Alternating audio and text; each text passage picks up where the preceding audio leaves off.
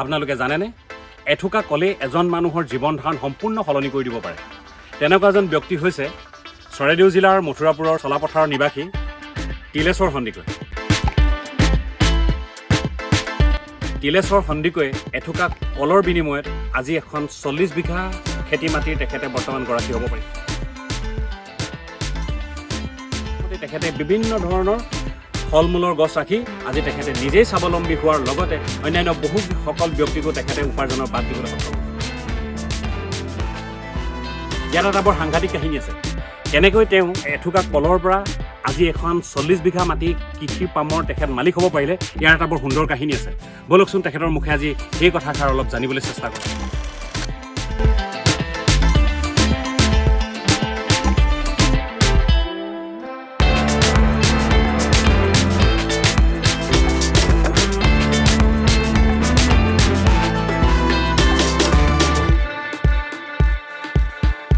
এইখন হৈছে মানুহমাৰী ৰিজাৰ্ভ।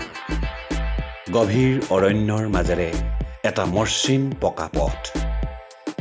দুই কাষে কাষে থকা প্ৰকাণ্ড ওখ গছবিলাকে অৰণ্যখনক অধিক গহীন আৰু ৰহস্যময় কৰি তোলে। ইয়াৰ মাজেদিয়ে গৈ আমি প্ৰগতি কৃষি পামখন পালোহি। এয়া হ'ল তিলেশ্বৰ সন্দিকৈয়ে 43 বছৰে কপালৰ ঘাম মাটিত পেলাই নিজ হাতেৰে গঢ় দিয়া কৃষিভূমি। ইয়াৰ পৰা 1 কিলোমিটাৰ পিছত তেখেতৰ ঘৰ। প্ৰথমে এয়া অলপ ধান খেতি আৰু এয়া এটা পুখুৰী। এয়া পুখুৰী পাৰ নহয় যেন কেৰেলাৰ সদৃশ এক পৰিৱেশ। দীঘল পদূলিটোৰ কাষত থকা বিভিন্ন ফল মূলৰ গছ গছনি দেখি কেনেকৈ আপুনি 1 কিলোমিটাৰ খোজকাঢ়ি গ'ল গমেই নাপাব। নিশ্চিতভাৱে আপোনাক ক'ব পাৰোঁ, এটা ভাবিব নোৱাৰা সুন্দৰ প্ৰাকৃতিক পৰিৱেশ উপভোগ কৰিব পাৰিব।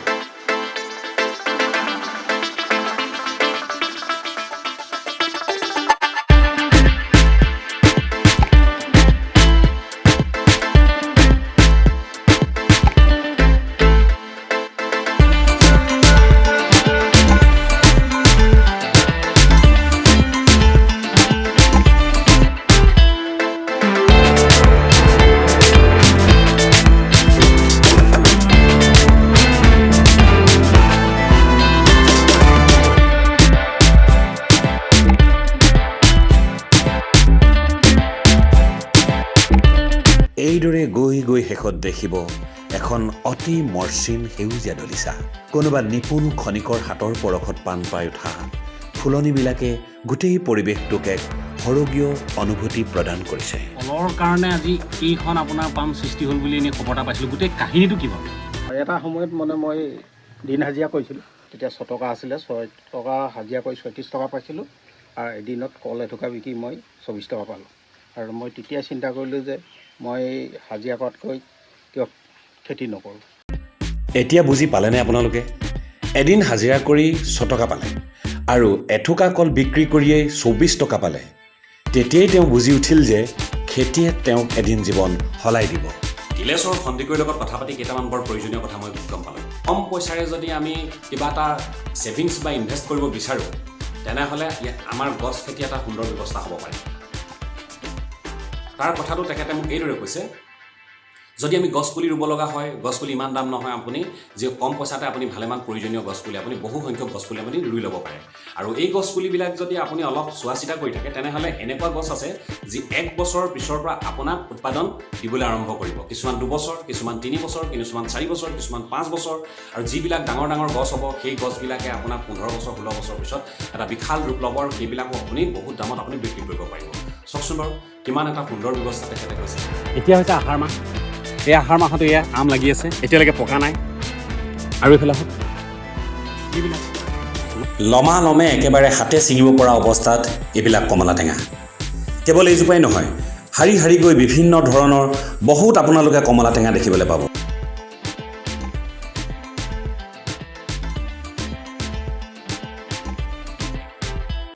এই ভৰ বাৰিষাৰ সময়তো তিলেশ্বৰ সন্দিকৈয়ে নিজৰ বাৰীখন ইমান চাফ চিকুণ কৰি ৰাখিছে যে তেখেতক আপুনি প্ৰশংসা নকৰি নোৱাৰিব।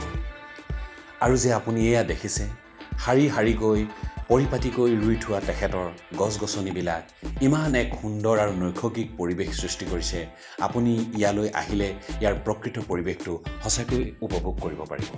তেখেতে যিকোনো ফল মূলৰ গছ বা অন্যান্য ডাঙৰ গছ তেখেতে ৰুবলৈ গ'লে একেবিধৰে তেওঁ 365 জোপা ৰুবলৈ চেষ্টা কৰে। আমি যদি চাওঁ তেনেহ'লে 365 জোপা কলগছে 1 বছৰৰ পিছত 365 থোকা কল দিব। আৰু 1 থোকা কলত যদি গড়ে আমি 500 টকাকৈ আমি ধৰি লওঁ, তেনেহ'লে ভাবকচোন 1 বছৰত তাৰ পৰিমাণ হৈ যাব 1,82,500 টকা। এয়া এবাৰত ৰোৱা কলগছৰ উদাহৰণহে মই দিম। তেনেদৰে তেওঁ 365 জোপা কলগছ বিভিন্ন সময়ত তেখেতে ৰুব পাৰিব বা ৰুৱে। অন্যান্য ফল মূলৰ গছবিলাক আছেই, ডাঙৰ গছবিলাক আছেই, ধান খেতি আছেই, লগতে মাছ আছে, লগতে কুকুৰা পোহে, গাহৰি পোহে, ছাগলী পোহে। ইমান বিশাল পৰিমাণত তেখেতে এটা গোটেই কৃষি ফাৰ্মখন আগবঢ়াই লৈ গৈছে। এই কথাবিলাকে সঁচাকৈ চুই গ'ল।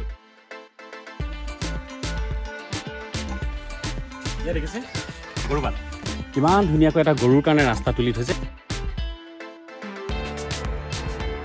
ছাগলী গঁৰাল দেখিছে ইমান সুন্দৰকৈ তেখেতে ছাগলী গঁৰাল ৰাখিছে। আমাৰ গ্ৰাম্যাঞ্চলত বৰ্তমান এটা ডাঙৰ সমস্যা হৈছে, সেইটো হৈছে বান্দৰ আৰু কেৰ্কেটুৱাৰ সমস্যা। তাৰ কাৰণে তেখেতে এটা কৌশল অৱলম্বন কৰিছে, তেওঁ হৈছে তেওঁ প্ৰকৃতিৰ লগত সহৱস্থান কৰিবলৈ ধৰিছে। অৰ্থাৎ তেওঁ যিমানবিলাক খেতি বাতি কৰি যিমানবিলাক ফল মূল হয় তেওঁ এমাহৰ কাৰণে নিচিঙে।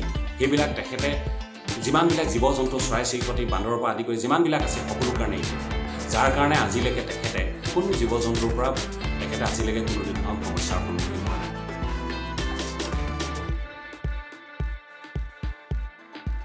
মোৰ ভিডিঅ'টোৱে যদি আপোনালোকক অকণমান হ'লেও যদি মনত কিবা এটা প্ৰেৰণা যোগাইছে, তেনেহ'লে অনুগ্ৰহ কৰি লাইক কৰি দিব, শ্বেয়াৰ কৰি দিব আৰু আপোনালোকে পাৰিলে ছাবস্ক্ৰাইব কৰি দিব।